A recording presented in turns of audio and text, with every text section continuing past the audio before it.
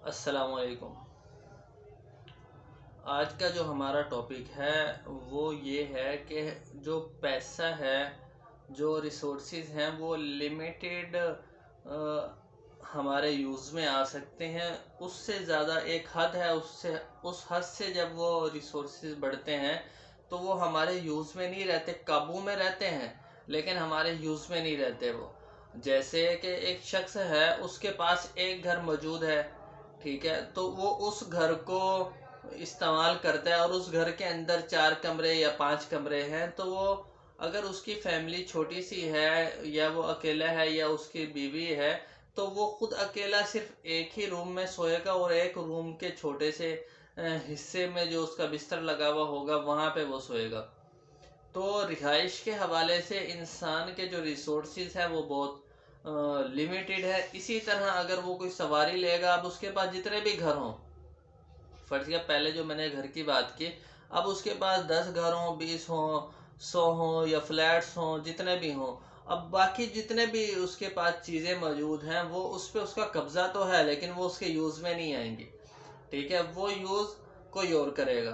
तो इंसान के जो रिसोर्सेज हैं वो जब बढ़ते हैं, जब पैसा बढ़ता है तो वो उसके इस्तेमाल में नहीं रहता बल्कि दूसरे के इस्तेमाल में रहता है। अगर पैसा उसके पास मौजूद है तो अलग बात है, लेकिन मोस्टली लोग बैंक में रखते हैं तो उस पैसे को बैंक इस्तेमाल करता है, मतलब आपके रिसोर्सेज को बैंक इस्तेमाल करेगा।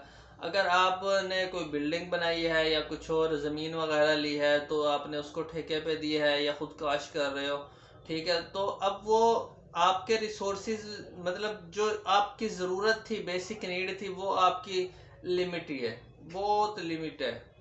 उससे मतलब आप एक्सीड नहीं कर सकते, इधर उधर नहीं जा सकते। फ़र्ज़ किया एक शख्स के पास गाड़ियाँ ज़्यादा हैं, 15-20 गाड़ियाँ हैं, ठीक है, तो वो उसमें से एक गाड़ी यूज़ कर सकता है, एक गाड़ी की एक सीट पर ही बैठ सकता है।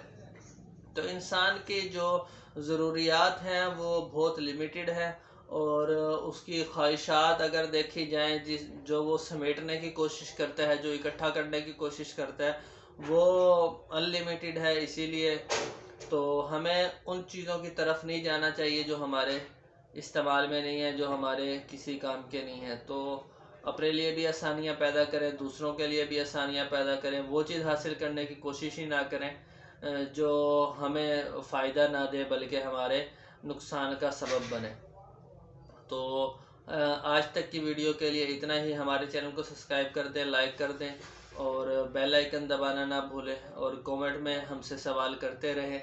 और अगर इस टॉपिक के हवाले से आपके जहन में कोई बात है तो आप हमें अब कमेंट बॉक्स में हमसे शेयर कर सकते हैं। शुक्रिया। अल्लाह हाफिज़।